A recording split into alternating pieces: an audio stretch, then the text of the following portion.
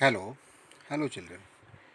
In this video presentation, we will understand what is informal organization. Informal organization structure gets created automatically, and the main purpose of such organization is getting psychological and social needs. Psychological and social satisfaction. This is opposite to formal organization that we have already discussed. So let us understand this informal organization like this. Suppose Mr. A and Mr. B both are working in a company. Mr. A is head of Mr. B. Formally, Mr. A is superior to Mr. B. But in evening, both are playing badminton. Both have interest in badminton and both play in evening.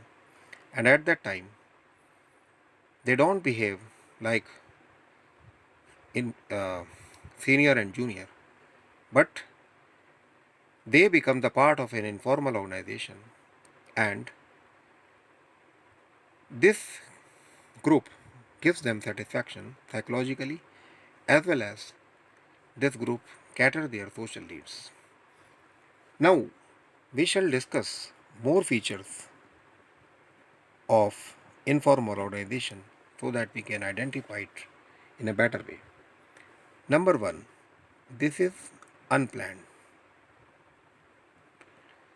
This is not deliberately created. This comes into existence all of a sudden, spontaneously. Unstructured.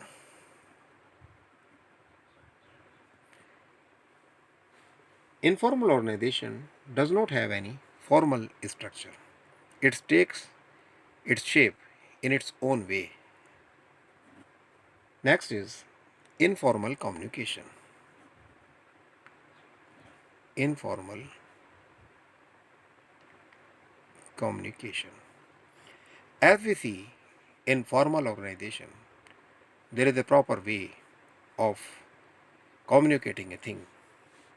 But in informal communication, in informal organization, the system of informal communication works, and there is no clear cut guidelines for communication. Here the members, suppose this X, Y, Z and P, these four fellows are the members in a group. So X can talk to P, Y can talk to Z, P can talk to Y. Similarly, anybody can talk to anybody. There is no clear cut way of communication. X need not take permission from P if he wants to communicate to Y. Similarly, it applies to Y also. It applies to Z also. Similarly, it applies to any member of the organization before communicating with any member. So informal communication has its own way of communicating. It has its own direction always. Number 4 is no specific rule. No specific rule. It has no fixed rule and regulation that govern functions of the organization. It always works as per the will or need or convenience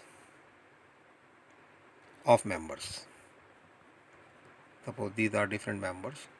So as they feel good, they behave in that way. That is the rule of that group only. Next, purpose. Purpose of informal organization is merely fulfillment of social and personal needs. Social and personal needs. Why these two fellows are working, are talking to each other, or why are they always seen together?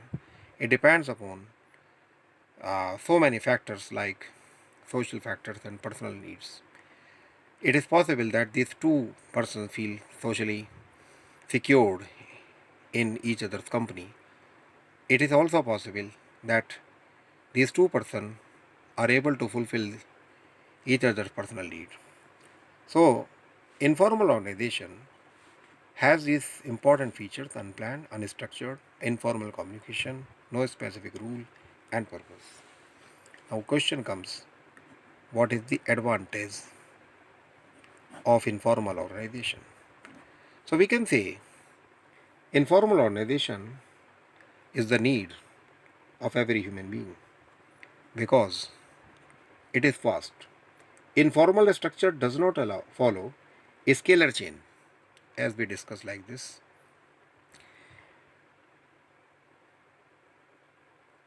So there can be a faster spread of communication if this person wants to talk to this.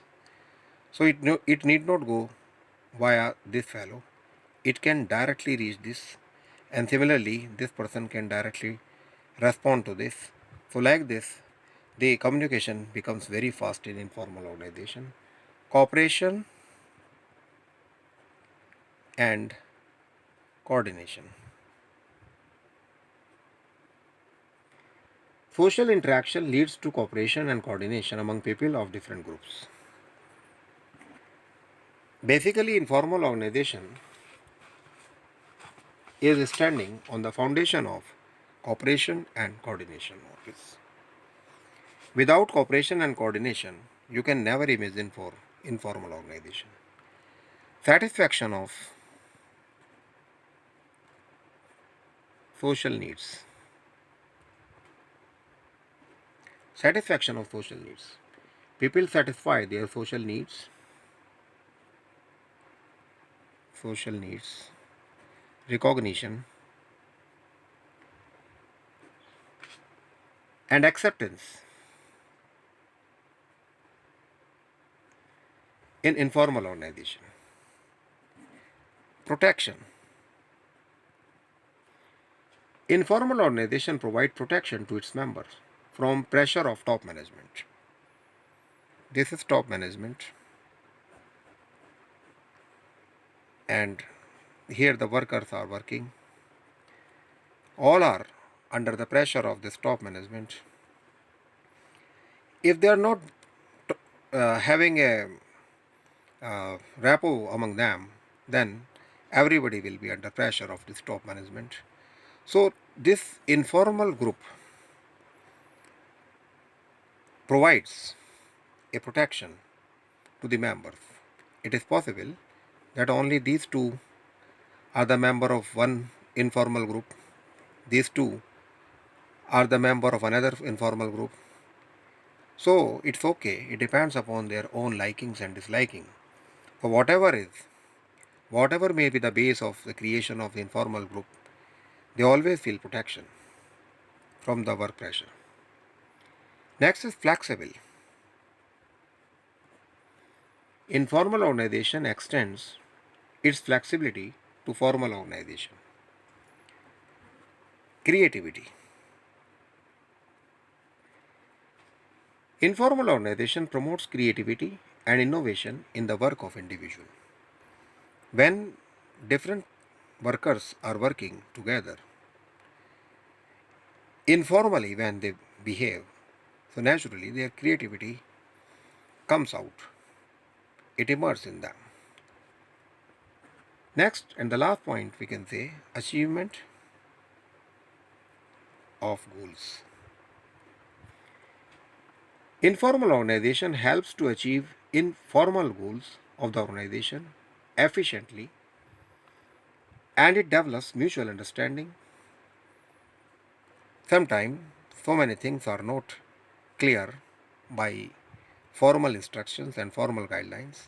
So people like to talk with their friends informally, and they seek the uh, guidelines, and informal groups throw sufficient lights which helps the formal organization also. Now question is, informal organization have only advantage or it can be criticized. Yes, it is also not without criticism. So, disadvantage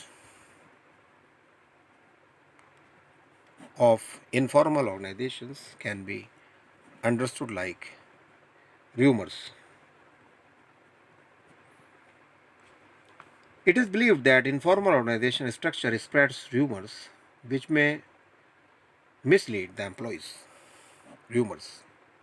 Informally, people are talking with each other in canteen about a organizational policy. So, it can become a source of rumors. Unstructured. Unstructured. In informal organization does not form a structure for a smooth working of the organization.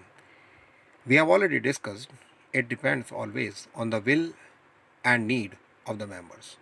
So it can never take its formal shape. It is always unstructured. Next is harmful at times. Harmful at times. If group goals are different from organizational goals, members usually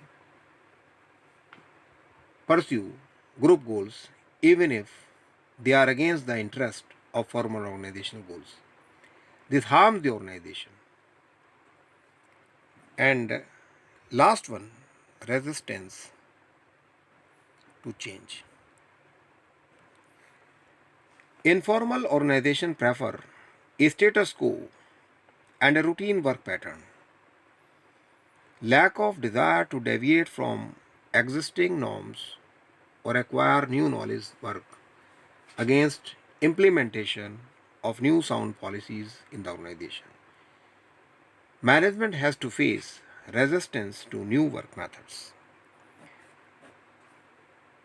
Whatever work style is developed once, the person, employee normally does not want to deviate from it. Resistance to change is promoted by informal organization, which is not good. Now, formal and informal organization, how they are different. I take some basis, nature. On the basis of nature, formal organization is stable and this is not stable. Control. If I talk about control, this is control. Formal organization is controlled by well defined rules. And informal organization is controlled by values and beliefs.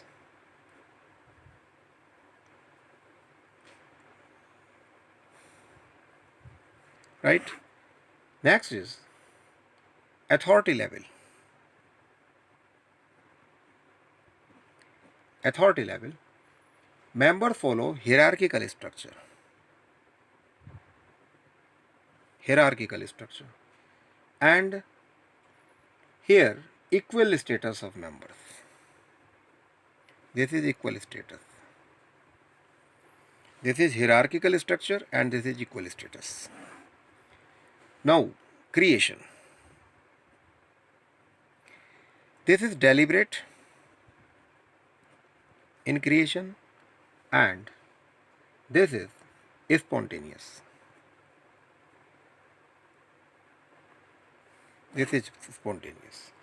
So, we can differentiate formal and informal organization on other points also. So, this was all about informal organization. Hope you will be benefited by this video presentation. Thank you very much. Have a nice day.